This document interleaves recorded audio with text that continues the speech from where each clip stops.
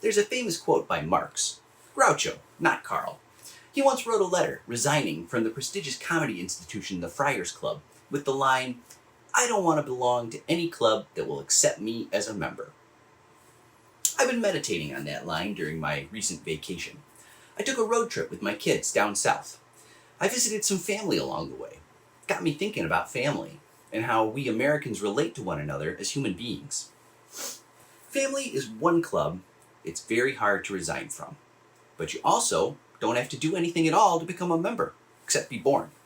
Once you're born, you're in the club, and nobody can do anything about it. I had that thought when I was at a family 4th of July shindig down in Kentucky.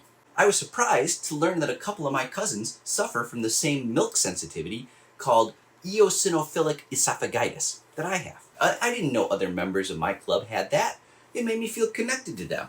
We share this bond, similar DNA, some of the same descendants who no doubt suffered from steakhouse syndrome as well. Funny to think about my great-granddad, born 1863 or so, struggling to choke down a sandwich because he ate too fast. Eating too fast, another family trait. It makes me think about how some parts of ourselves are not a product of our environment, but a product of our nature. Nature versus nurture. A human being is never all one or the other. We are made up of both.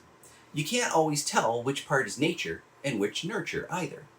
So I think the best attitude to have is one of acceptance, especially where family is concerned. I don't know if it's our shared heritage or your specific upbringing that makes you, my family member, the way you are. It doesn't matter. The important thing is that I accept you for who you are. My daughter is extremely stubborn. Is she stubborn because she has Down syndrome? Or is she stubborn because it is a family trait? I think it's a pretty common family trait. I can't change her and make her less stubborn any more than I could take away her extra chromosome. I need to work around it. I accept her stubbornness as a fact, and I cope with it the best I can. I accept her for who she is. She's my daughter. I have no choice. I would like to extend this concept to the rest of my family members. I have no expectation that they will agree with me about politics or child rearing or Coke versus Pepsi. It doesn't matter. We're part of the same club. I will accept them and even the viewpoints they hold that I might find objectionable. It's not my job to convince them of the righteousness of my viewpoints. We belong to the same club. We should be on the same side. Being on the same side as your family doesn't mean you share all the same political positions. It means you care about your family members. You care what happens to them. I see a lot of articles in places like HuffPost, how to deal with that uncle you hate at Thanksgiving. Part of our modern society wants to bring the culture war into our homes. I reject this idea. It is common to disagree with your parents, your uncles and aunts, your brother or sister, your children about politics. The reason the culture war exists is to divide us. The potency of the culture war resides in its ability to slice and dice the working class. The more people within the working class are fighting one another over abortion rights and gun rights and trans rights, the less we are focused on uniting together as non-rich people against the rich. When we're at one another's throats, even within our own families, we are not seeing our shared struggles.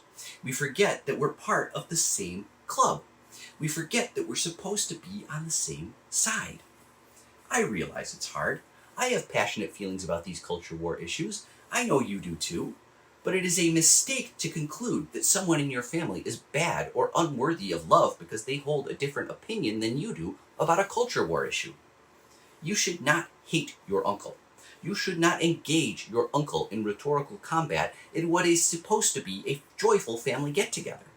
Neither of you wins when you get into an argument that sends your blood pressure through the roof. Family gatherings are supposed to be fun, not stressful.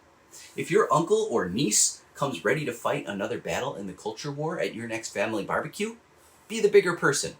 Turn the other cheek. That person is not your enemy. They are your family. If that uncle or niece were to get cancer and be clinging to life in the hospital, the right thing for you to do will be to visit them, to comfort them, to love them in their time of need, because you're part of the same club, family. I know it's not always easy to accept those who feel differently about the world than we do, but we should see one another, the people down here in the trenches of the working world, just trying to make ends meet. We should see each other as allies. not opponents. Think about who benefits when we fight. Think about who wins when we take the bait and say with a straight face that we hate someone we are tied to by blood. We should be allies, not opponents. Your family is not your enemy. Let's try and remember that. And maybe if we can start accepting our family members and loving them even when we disagree, we can start rebuilding the bonds that unite us outside of family, as neighbors, as workers, as Americans. Please take a moment to like, follow, toss in a comment, and subscribe to my free Substack. Love your family. Love your neighbor.